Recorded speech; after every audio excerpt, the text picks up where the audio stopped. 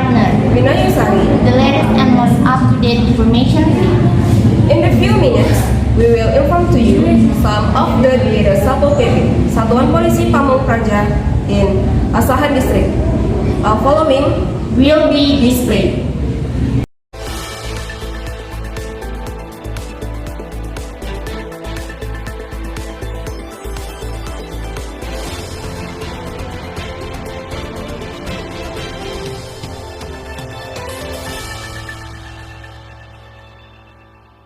Satpol PP is part of the regional apparatus in the field of law enforcement and public order. Satpol PP is led by a unit head and is positioned under the responsible to get regional head through the regional secretary. Satpol PP has the following duties. 1. Enforce regional regulations and regional regulations. 2. Organize public order and peace. 3. Organize community protection. Pol PP is a member of Satpol PP as a regional government's apparatus, which is equipped by civil servants and is given duties, responsibilities, and authorities in accordance with laws and regulation if enforcing regional regulation and regional health regulation, administering public order and public order on protection.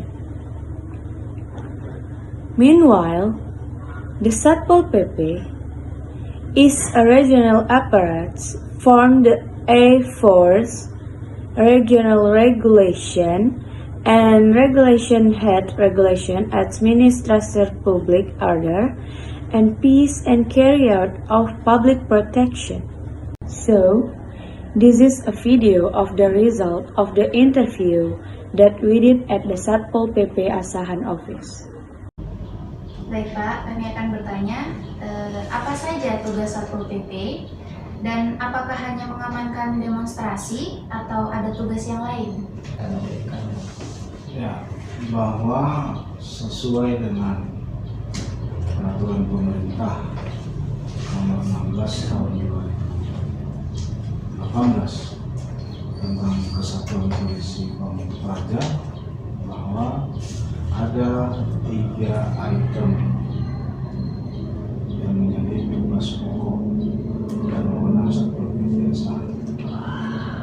Jadi pertanyaannya tadi, apakah mengurusi penyebaran saja? Ya tidak. Itu bahkan bukan bagian besar.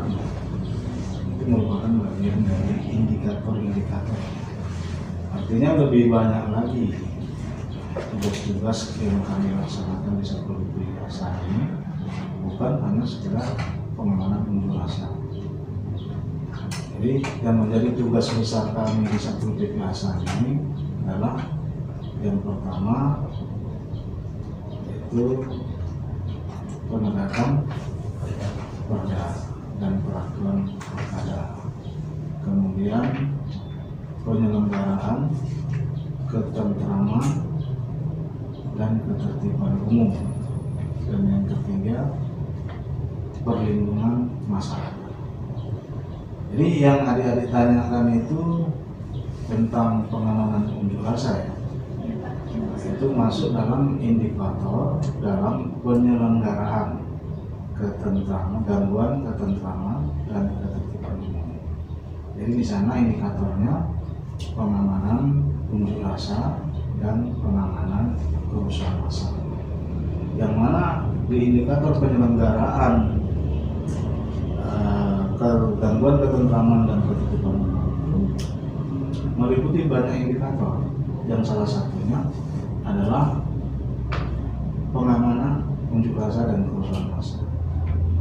Itu yang pertama dimulai dari deteksi dini, cegah dini tentang adanya gangguan ketentraman dan ketertiban, kemudian penertiban, penertiban dari mulai penertiban pedagang, penertiban tempat-tempat hiburan, penertiban tempat-tempat tempat-tempat hiburan dan kegiatan-kegiatan usaha masyarakat lainnya. Ya kan? Kemudian indikator dari penyelenggaraan ketertiban dan ketertiban ini termasuk pengamanan kegiatan-kegiatan keagamaan, kegiatan para pejabat dan tamu daerah, ya kan? Kemudian patroli pengawasan, yang mana di dalamnya itu memantau dan mengawasi serta menentukan bila mana terdapat adanya suatu pelanggaran tentang peraturan daerah dari peraturan bupati dan peraturan daerah. Nah itu sementara saja. Bagaimana tanggapan Bapak apabila terdapat mahasiswa yang melakukan demonstrasi serta upaya apa saja yang dilakukan untuk mengamankan suasana demonstrasi tersebut? Tentu sesuai dengan tugas kami, ya kan. Kami ini kan pada dasarnya melaksanakan pengamanan, ya kan, pengamanan dari adanya gangguan ketentraman dan ketertiban. Artinya dalam apa tadi pertanyaan? Yang melakukan bagaimana tanggapan Bapak apabila terdapat mahasiswa yang melakukan demonstrasi serta upaya apa saja yang dilakukan untuk mengamankan suasana demonstrasi tersebut? Ya, tentu yang pastinya ya suasana aksinya dulu yang harus diamankan agar jangan sampai di dalam aksi itu ada menimbulkan gerakan-gerakan atau tindakan-tindakan yang bersifat anarkis, ya kan? Kemudian mengamankan jalannya pelaksanaan aksi unjuk rasa tersebut, karena kan yang namanya unjuk rasa ini kan menyampaikan aspirasi. Namun yang namanya menyampaikan aspirasi kan ya harus disampaikan secara tertib, bukan dilarang, tapi kan disampaikan secara tertib, ya kan? Agar aspirasi yang mau disampaikan itu bisa benar-benar tersampaikan kepada yang dimaksud tujuan dari aksi tersebut, kan? Karena bukan tidak mungkin di dalam aksi-aksi unjuk rasa ini ada disusupi oleh provokator yang sehingga yang tadinya pelaksanaan unjuk rasa tadi seharusnya mau menyampaikan aspirasi, jadi ada tindakan-tindakan di luar itu sehingga bisa mengganggu, bisa memicu terjadinya adanya gangguan ketentraman dan ketertiban itu. Lanjut. Siapa yang bertugas memberi informasi bahwa telah terjadi demonstrasi? Ya, sesuai dengan aturan di dalam aksi unjuk rasa itu kan tentunya setiap ormas atau apapun dia namanya mau melaksanakan aksi unjuk rasa itu kan tentu harus membuat laporan dulu. Membuat laporan tentu yang pertama untuk pihak kepolisian dan yang kedua kepada pihak pemerintah. Kita ada yang namanya Kesbangpol, ya kan? Nah, di sana disampaikan bahwa akan diadakan aksi unjuk rasa. Maka dari situ dapatlah informasi kepada kita bahwa pada hari ini jam sekian akan diadakan masa dari masa ini.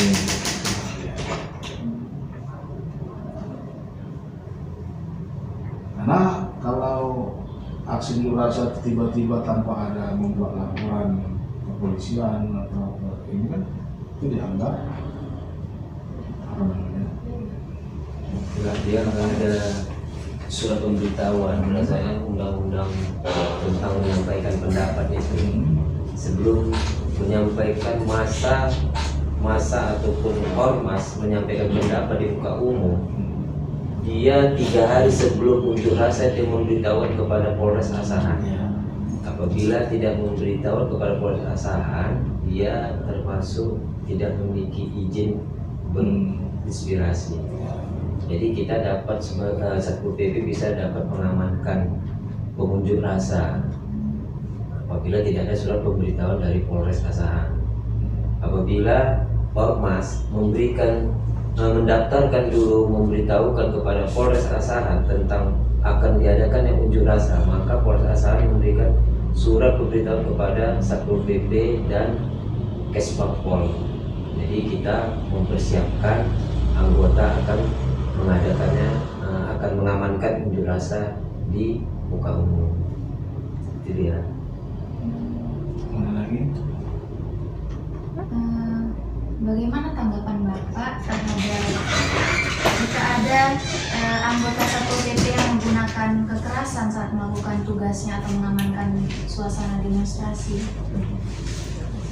Sebenarnya kalau itu pertanyaannya justru sebenarnya yang lebih sering terjadi itu bukan di situnya gitu. Malah kebanyakan dari aksi massanya kebanyakan. Jadi kalau anggota kita ini dikatakan melakukan tindakan ini karena terpancing mungkin ya, silap atau apa, terpancing dengan suasana masa aksi yang sangat agak sedikit anarkis dan brutal. Jadi kalau nggak ada suasana itu ya kita mana mungkin melaksanakan program. Orang datang bapak kita pukuli, nggak mungkin. Karena berdasarkan SOP 54 tahun 2011 tentang SOP Satpol PP, itu mengamankan unjuk rasa itu udah SOP dia. Nggak akan mungkin Satpol PP itu Ya, membuat anarkis. atau bertindak brutal tadi ya. Karena dia memang bertindak tegas. Bertindak tegas itu bukan berarti kita semena-mena untuk anarkis kepada pengunjuk rasa.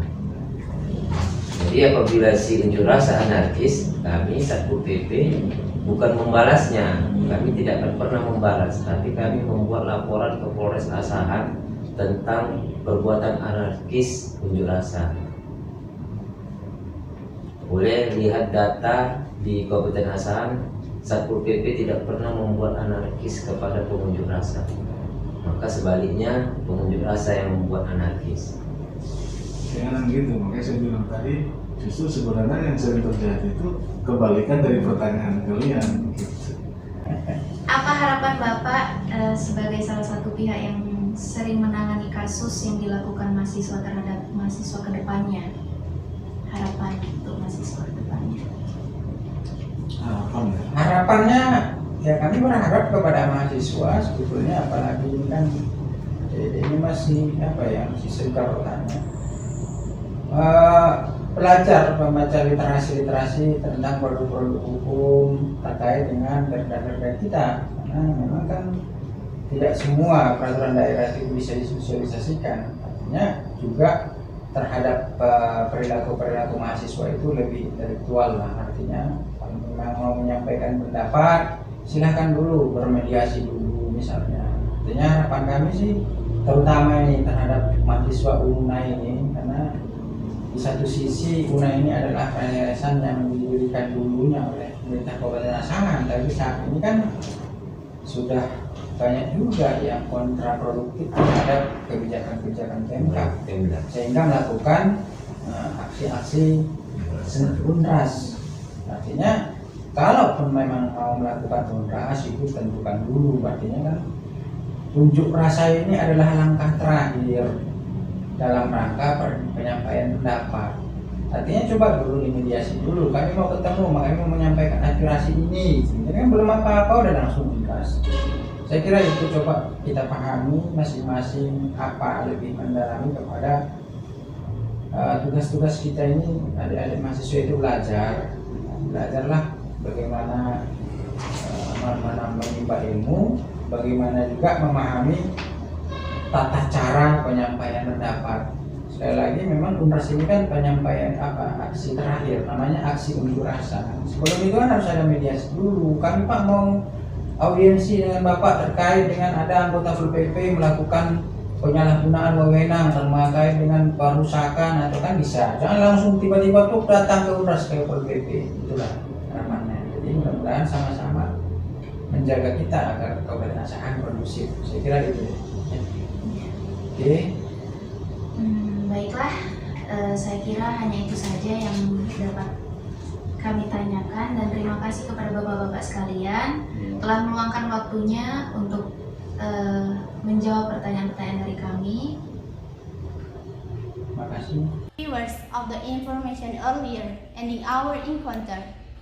Me, Melissa Siaan, and my partner, Wina Yusari, representing our relatives, say goodbye.